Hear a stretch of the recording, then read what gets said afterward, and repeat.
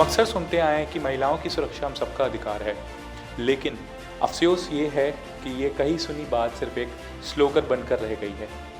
16 दिसंबर 2012 में सिर्फ दिल्ली ही नहीं बल्कि पूरा भारत निर्भया कांड से थर्रा गया था।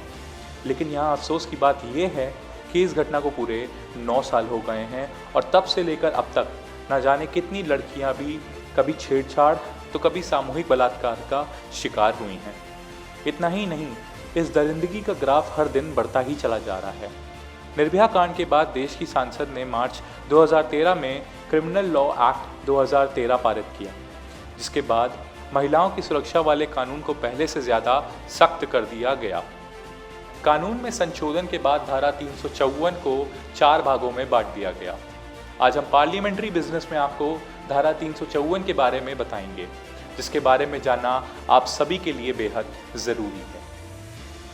क्या है आईपीसी की धारा 354? भारतीय दंड संहिता की धारा 354 का इस्तेमाल ऐसे मामलों में किया जाता है जहां स्त्री की मर्यादा और मान सम्मान को क्षति पहुंचाने के लिए उस पर हमला किया गया हो, उसके साथ गलत मंशा के साथ जोर जबरदस्ती की गई हो। क्या होती है सजा?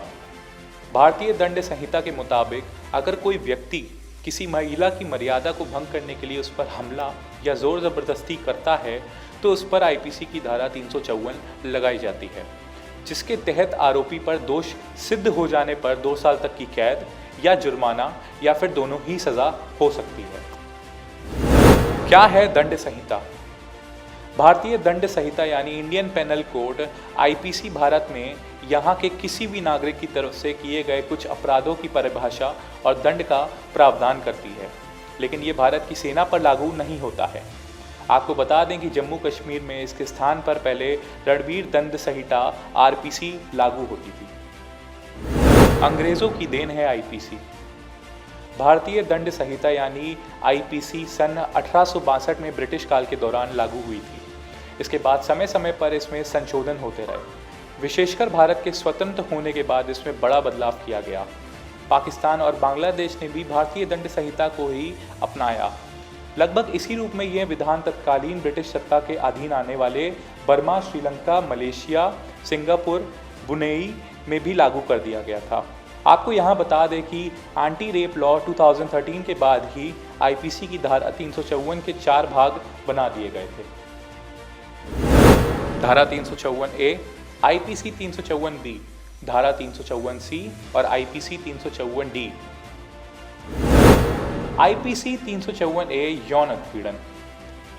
भारतीय दंड संहिता की धारा 354A के अनुसार अगर कोई व्यक्ति किसी महिला को गलत इरादे से छूता है, उस स्त्री से शारीरिक संबंध बनाने की कोशिश करता है, अश्लील चीज़ें उसकी मर्जी के खिलाफ दिखाने की कोशिश करता है या फिर कोई अश्लील कमेंट करता है, तो इस व्यक्ति पर यौन उत्पीड़न के लिए आईपीसी 354A लगाई जाती है। पॉइंट्स 1, 2, 3 के लिए 3 साल के लिए कारावास और आपराधिक और आर्थिक दंड का प्रावधान किया गया है। ये एक जमानती और संघीय अपराध है। पॉइंट 4 के लिए 1 साल की सज़ा और आर्थिक दंड दिया जा सकता है। ये अपराध समझौता करने योग्य नहीं होता है। आईपीसी 354B के अनुसार ये धारा किसी व्यक्ति पर तब लगाई जाती है जब किसी महिला पर निर्वस्त्र करने के इरादे से हमला किया जाता है या उस स्त्री को निर्वस्त्र करने के इरादे से आपराधिक बल का प्रयोग किया जाता है। धारा 354B के तहत अगर कोई दोषी पाया जाता है तो उस व्यक्ति को कोर्ट से जमानत लेनी होती है। इस अपराध के लिए कम से कम 3 साल की सज़ा और जो बढ़ाकर 7 साल तक की जा सकती है।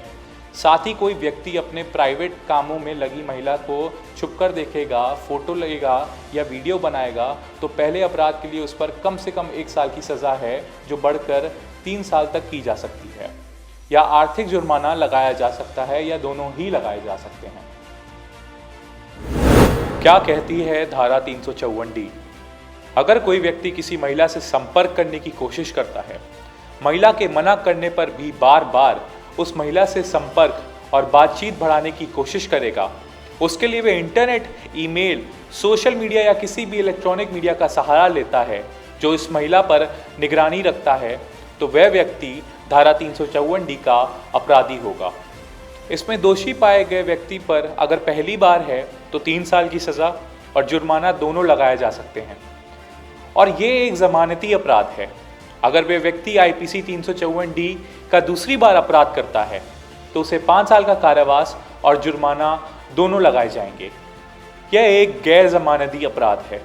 इसमें ज़मानत कोर्ट से मिलती है और इसमें व्यक्ति को अरेस्ट करने की पावर पुलिस के पास होती है।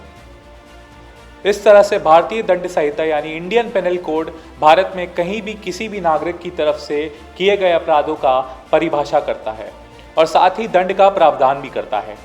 आईपीसी 354 एक संगीन जुर्म है। इसमें बेल लेना आसान नहीं होता और इस धारा में सीधा अरेस्ट किया जा सकता है। अगर आपकी बेल डिस्ट्रिक्ट कोर्ट ने रिजेक्ट कर दी हो तो आपको हाई कोर्ट में बेल लगानी होगी। Bureau report, parliamentary business.